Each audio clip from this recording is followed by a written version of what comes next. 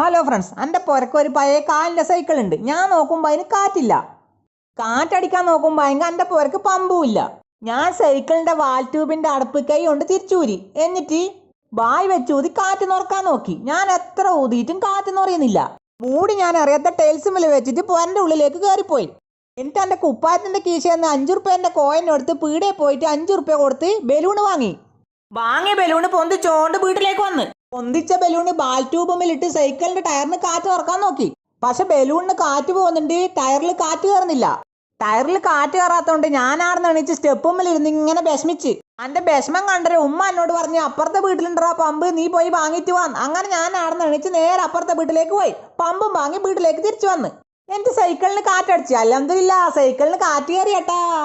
എന്നിട്ട് ഞാൻ ആ സൈക്കിൾ ആടുന്ന് എടുത്ത് ചവിട്ടി നേരെ പള്ളിയിലേക്ക് പോയി. നിസ്കാരം കഴിഞ്ഞ് ഞാൻ എന്റെ സൈക്കിൾ എടുത്ത് വീട്ടിലേക്ക് തിരിച്ചു വന്ന്. അന്നനുണ്ട് കീശന്ന് ഫോൺ റിംഗ് ആന്ന്. ആരാ നോക്കുമ്പോ ഇക്കാക്ക.